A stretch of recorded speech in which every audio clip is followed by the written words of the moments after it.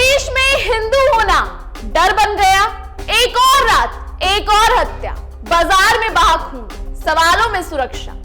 3 हफ्ते 6 मौतें, खामोश दुनिया, सहमे हिंदू।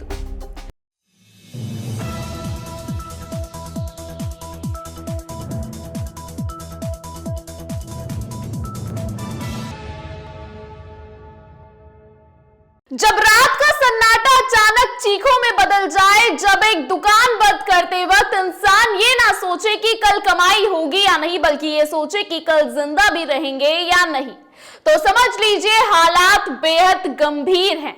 बांग्लादेश से आ रही खबरें आज सिर्फ खबरें नहीं, डर है, दहशत और टूटते भरोसे की कहानी बन चुका है। सब बीते कुछ हफ्तों में जिस तरह एक के बाद एक हिंदू युवक की हत्या हुई, जिस तरह महिलाओं के साथ इंसानियत को शर्मसार करने वाली घटनाएं सामने आई, वो रोंगटे खड़े कर देने वाली है।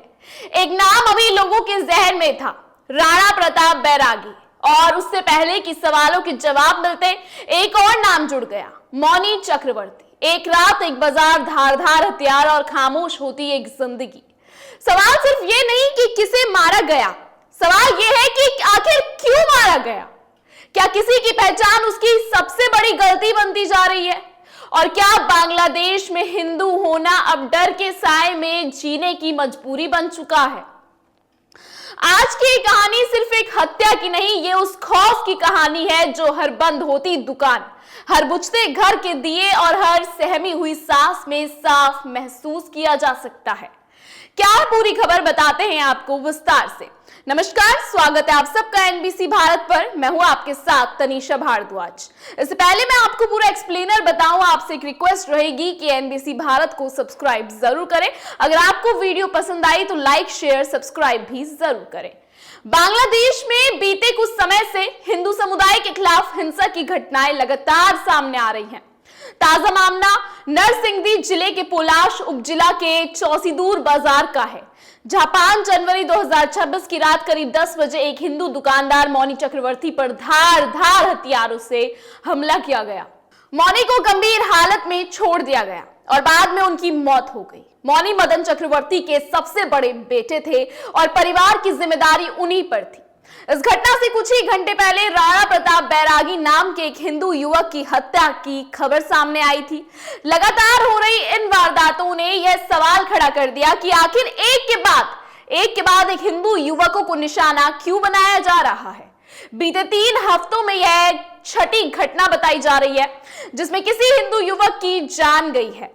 इससे पहले दीपू चंद्रदास की भीड़ द्वारा पीट कर हत्या, अमृत मंडल की रहस्यमयी मौत, मयनमन सिंह जिले में बजेंद्र बिस्वास को गोली मारे जाने और खोकन दास की भीड़ के हमले में मौत जैसे मामले सामने आ चुके हैं।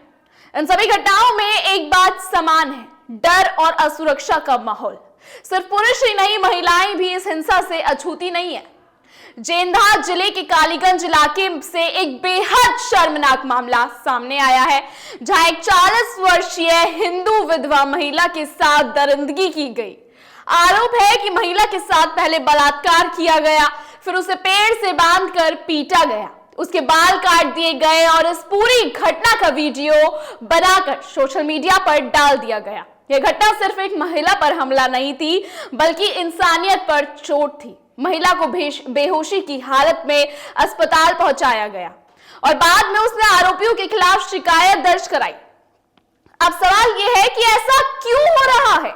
जानकारों का मानना है कि इसके पीछे सोशल इंटॉलरेंस, कट्टर सोच और कानून के डर की कमी जैसे कारण हो सकते हैं। जब दोषियों को समय पर सजा नहीं मिलती तो ऐसे तत्वों के हौसले बढ़ते हैं। आम हिंदू परिवारों के लिए यह हालत डरावने है। कई लोग अपनी दुकानें बंद कर रहे हैं तो कई इलाकों में पलायन की बातें भी होने लगी हैं। इन घटनाओं ने एक बार फिर अंतर्राष्ट्रीय समुदाय और बांग्लादेश प्रशासन का ध्यान अल्पसंख्यकों की सुरक्षा की ओर खींचा है। सवाल जमीर का है, इंसानियत का है। जब एक के बाद एक जिंदगियां छीन रही हो, जब डर किसी समुदाय की पहचान बनता जा रहा हो, तो खामोशी भी एक गुनाह बन जाती है। बांग्लादेश में हो रही ये घटनाएं एक चेतावनी है, चेतावनी उन हकमरानों के लिए जिनकी जिम्मेदारी हर नागरिक की सुरक्षा है, चेतावनी उस सिस्टम के लिए जहां अपराधियों को डर नहीं और पीड़ितों को भरोसा नहीं। अब सिर्फ बयान काफी नहीं है, अब सिर्फ अफसोस जताना काफी नहीं है, कुछ तो करना होगा। वहां के कानून को और मजबूत करना होगा, दोषियों को सजा दिलानी होगी और अल्पसंख्यकों को यह भरोसा देना होगा कि उनकी जिंदगी की भी वहां कीमत है जो किसी और की, क्योंकि अगर आज आवाज नहीं उठी तो कल ये खामोशी और ज्यादा जाने ले सकती है। और तब सवाल यही होगा, जब सब हो रहा था तब हम सब चुप क्यों थे? फिलहाल इस खबर में इतना ही। इस खबर पर आपकी क्या राय है कमेंट सेक्शन में हमें जरूर बताइएगा। देश और दुनिया की तमाम बड़ी खबरों को लगातार देखने के लिए बने रहिए एनबीसी भारत के साथ।